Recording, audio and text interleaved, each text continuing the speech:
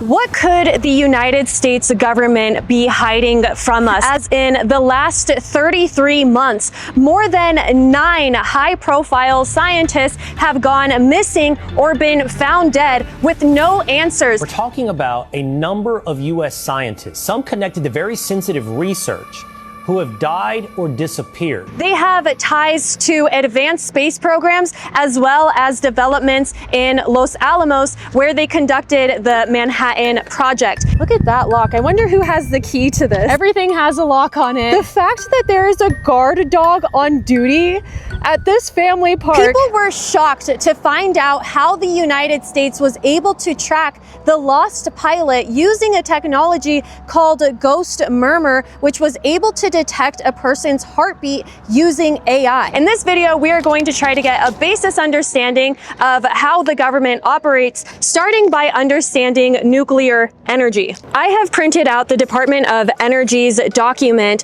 on the Manhattan Project, and it explains how the atomic bomb was created. So let's keep this as simple as possible. Nuclear energy is one of the most reliable and cleanest forms of energy, and it uses uranium, which is the heaviest of all known elements. Now, behind me is Fort St. Vrain, which from 1979 to 89 acted as a nuclear power plant to give energy to the surrounding homes and businesses, yet it was one of the first nuclear power plants in the United States to be decommissioned, and they had a lot of problems with leaks, and it doesn't sound like it was ever fully operational, yet it does seem like it could be the future in some sense, that they could build smaller versions of what this used to be to fuel data centers because of how reliable and consistent it is in creating energy. Here at Fort St. Vrain, they used helium cooling instead of water cooling,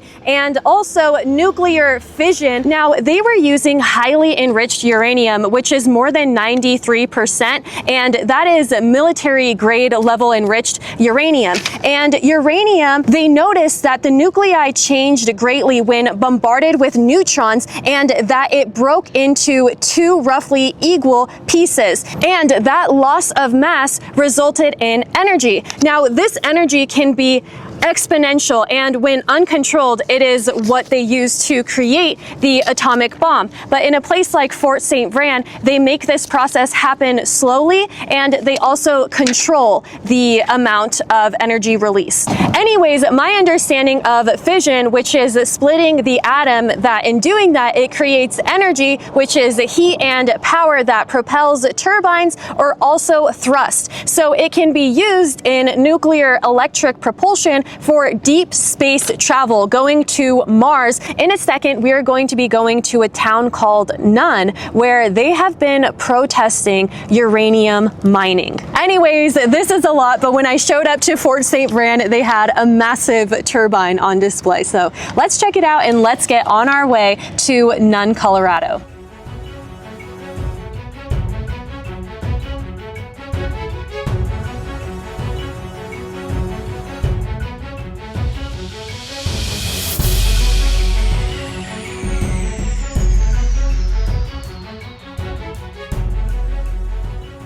On our way to Nun, Colorado, I stopped at the Missile Site Park near Greeley, Colorado. Over there is a bunker that has 2 stories, and there was people during the Cold War era from 1961 to 1965.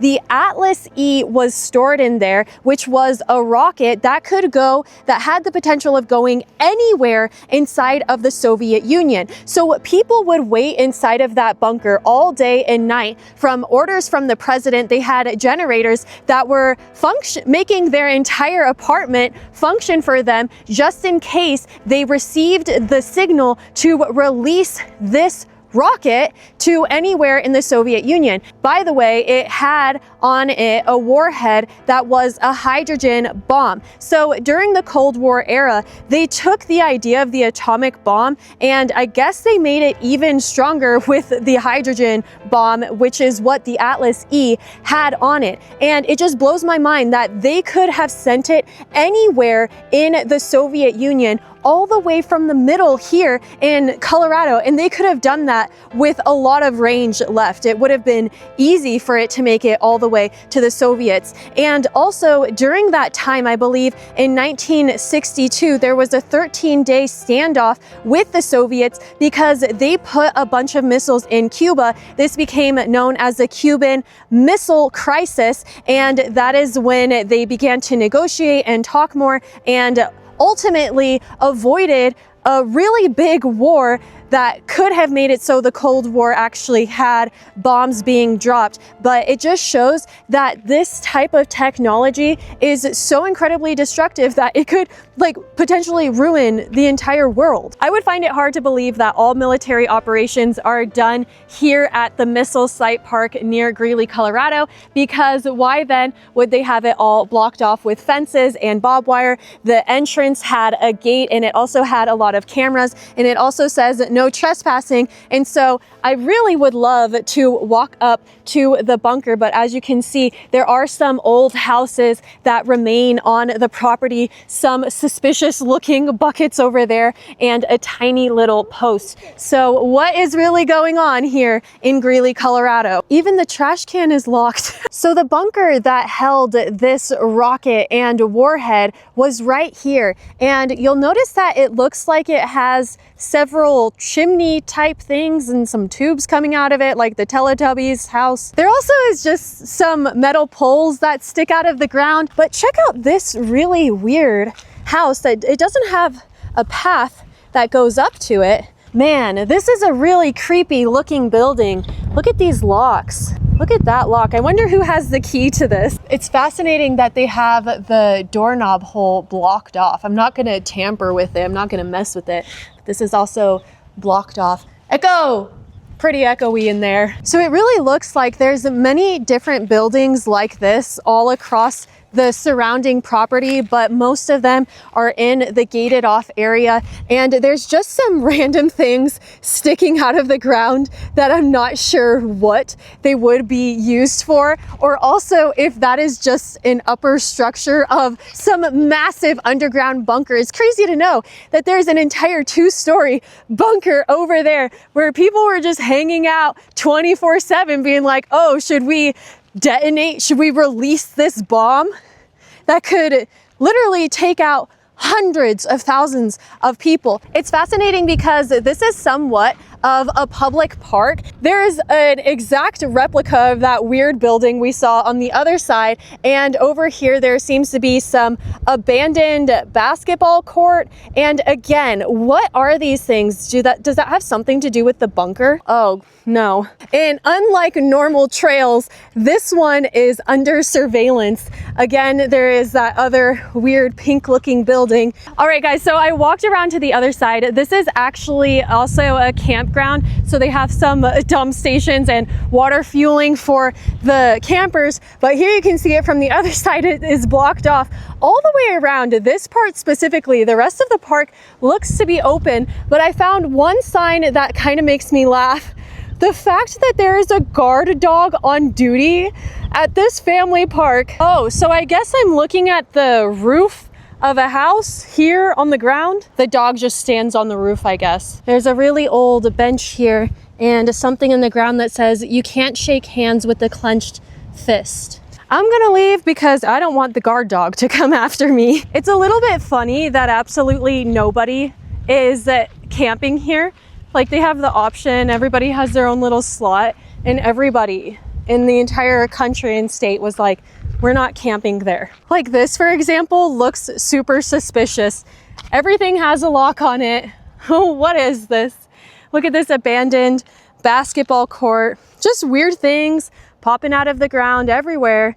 Like it's the Teletubbies house. I'm imagining that as I'm walking, somebody downstairs is like, be quiet. Right now, I am in a town called Nun, Colorado. I think that they call it this because if you ask what's happening here, you would just say none, nothing is happening here, except the fact that over there is a water tower that says, watch Nun grow. Now that phrase became a part of the Centennial Project, which is from this company called Encore, or NCOR, and they wanted to extract the 12.7 million pounds of uranium resources that this town has. But the people here began to protest, and they actually came up with the phrase "watch none glow" because they were afraid of the impact that the uranium mining would have on their water here. We saw all of America shocked by what the CIA was able to do with a ghost murmur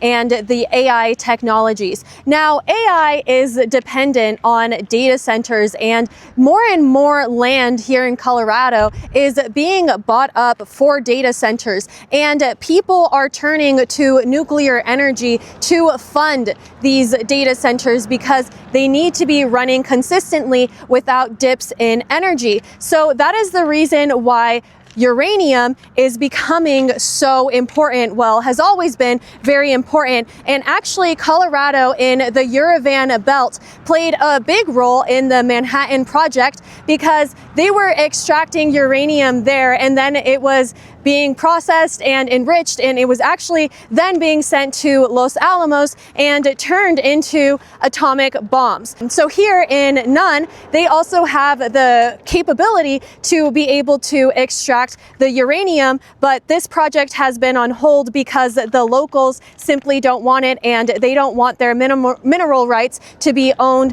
by somebody else. One of the major national security threats facing the United States of America is the fact that Russia has been supplying 24 to 27% of the enriched uranium used in civilian nuclear reactors. And since 2023, they made it illegal to get uranium from Russia. So we need to be able to produce uranium and nuclear capabilities on our own. And we see just how incredibly dangerous, even deadly, it is to be reliant on other countries for resources like the oil coming through the Strait of Hormuz. One of the biggest problems is how afraid communities are of having enriched uranium. Meanwhile, Iran seems to be enriching their uranium and growing their nuclear capabilities with the help of Russia and China.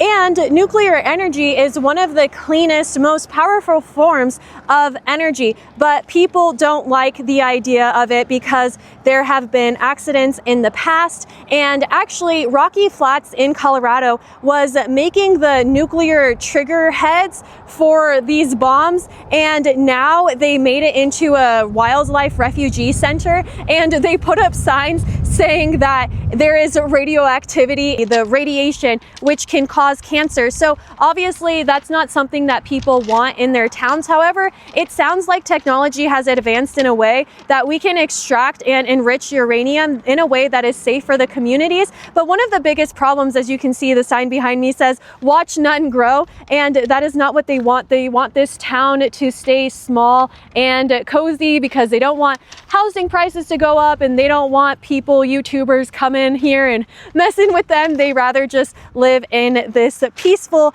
and quiet village, which is very adorable. I have a big surprise coming up on the channel, so you have to subscribe. See you soon. Bye.